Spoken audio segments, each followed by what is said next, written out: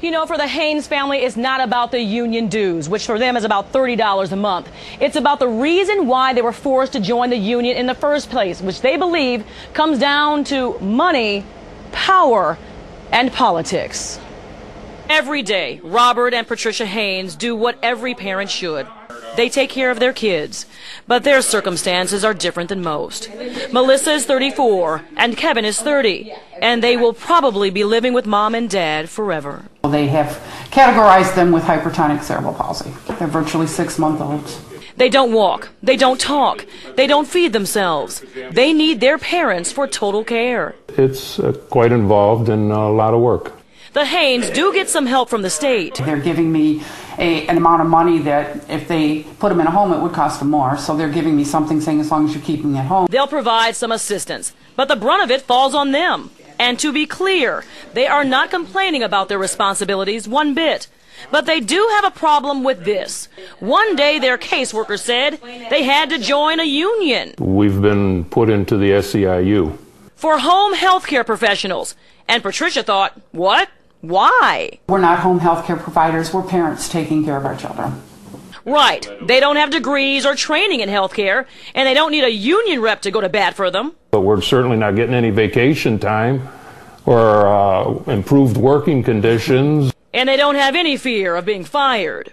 My employers are my children who don't speak. So how do they fire me? It's not about whether we're pro-union or anti-union. Robert really wanted to point that out because he's a retired Detroit cop. Here's the reason why he and the wife are bothered by all this. It's the whole thing that it wasn't a choice. We were just told this is what's going to happen, period. They're now taking union dues out of the kids' check. And you said what? The Macomb County couple was told there was some sort of election, but they didn't know about it. A ballot was mailed out, but they didn't get it. So how the heck does this happen? Patrick Wright is the director of the Mackinac Center Foundation for Public Policy. This came about because the Granholm administration was asked by the unions that they wanted to get these 40,000 people into the union and to get about $6 million in dues annually. Patrick, please tell us how they pulled this off. They set up something called the MQC3, which is a Michigan Quality Community Care Council, a 2 to 3 person entity that exists for no other reason than to give the union something to bargain against. They tried to claim that this thing was the employer, and lo and behold, the union could get it $6 million.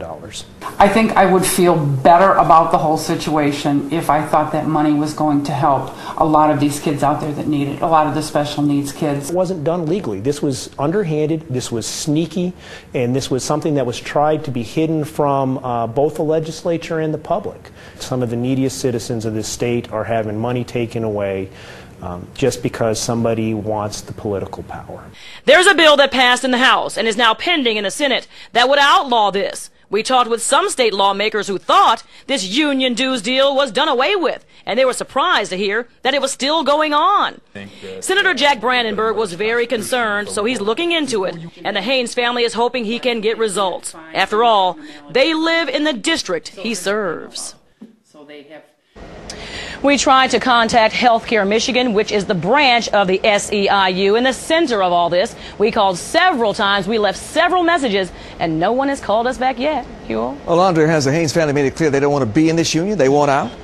They sent a certified letter because they wanted to make sure somebody got it. They know somebody received it, but no one has ever gotten back to them. But you know, for them it's not about the $30. They're doing okay right now. But they know there are families out there who are struggling, who are desperate, and that $30 could make all the difference in the world for them. Yeah, not about the money, it's the principle. Absolutely. Andre, thank you. You bet. Well, this story already has a lot of people talking on our Facebook page, most of them outraged that this is allowed to happen. This viewer writes, "This is so wrong. You're not asked if you want to join the union. They make you join whether you want to or not. Something should be done about this." And Courtney says, "It's a form of false security if you can't get the benefits associated with the dues being taken out of your pay. Just plain thievery, period." But Teresa is sticking up for the SEIU.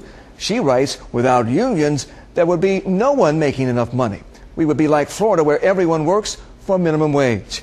Well, you can join the conversation tonight on our Facebook page, Twitter, or, of course, myfoxdetroit.com.